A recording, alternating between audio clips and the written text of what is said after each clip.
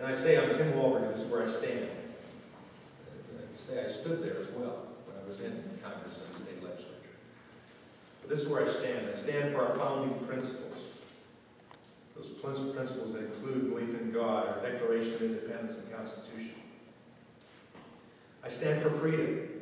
Freedom to start a business, to choose your doctor, what you drive, what you eat, even if it has salt in it or meat. To carry a gun, to teach and raise your own children. It doesn't have to be in that order. Carrying a gun and raising your children. And to live your own life. I stand for personal responsibility. Let's reward good behavior and discourage bad behavior. I stand for limited government, which means limited regulation, limited spending, limited taxing, and limited borrowing.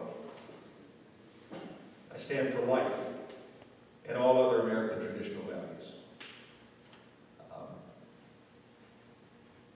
I truly believe that's what the framers of our system of government and the founders of our government had in mind. And I believe that gave the greatest power to the people. You see, the foundational difference between Mark Schauer and me is that I put my trust in the American people. He puts his trust in big government. And both of our voting records prove that statement.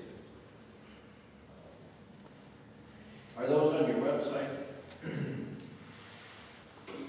Are they on my website? They're supposed to be. I looked at it yesterday, they were not there. They should. They should be. It's very good. Also, Kent, I'll introduce you to my new campaign manager here. Just arrived here. And Ken heard that, so. And also on Jeff. the website, we need to get the repeal and replace language that I heard here tonight on the website. Because I clicked on the health care reform tab, and I didn't see it there. Okay. So we need to get Well, we've been awfully busy. We haven't been upgrading our website, I guess, so Ken's hearing that again. repeal and replace, I like that. So we want to hear it. Did you have another question? No. Okay. can I make one more comment? Go to Lance. I just want to make a comment that follows what we were just saying. I've been at a lot of civic meetings and government meetings because I'm running for county office. The city of Coldwater, a few months ago, they're having a budget workshop. And when the budget director said we've identified 4 positions in city government that we don't need, and we're going to pursue laying those people off. And 2 councilmen said, oh, no, we don't want to lay anybody off, there's no jobs out there, it's hard times. And he said, yes, it is. But I'll tell you what, if this was Jeff Budd Incorporated, that's the gentleman's name, if this was Jeff Budd Incorporated, and I had 4 people working for me that I didn't need, they'd be gone tomorrow. And that's the way you need to look at the taxpayers' money. And you would feel bad about it, but you would do what you had to do.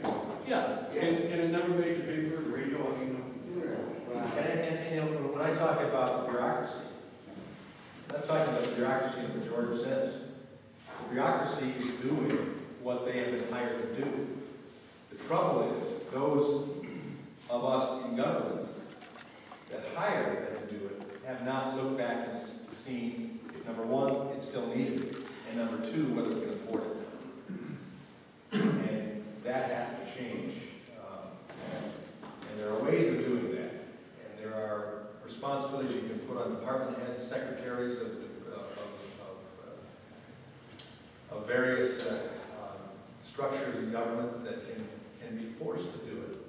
And ultimately, if they're not given any other choice, then find a way to reduce your overall budget by 2%, by 3%, by 5%, whatever it takes, just like the private sector. And we expect you to do it. And we'll give you the opportunity to choose how you do it. They'll find a way.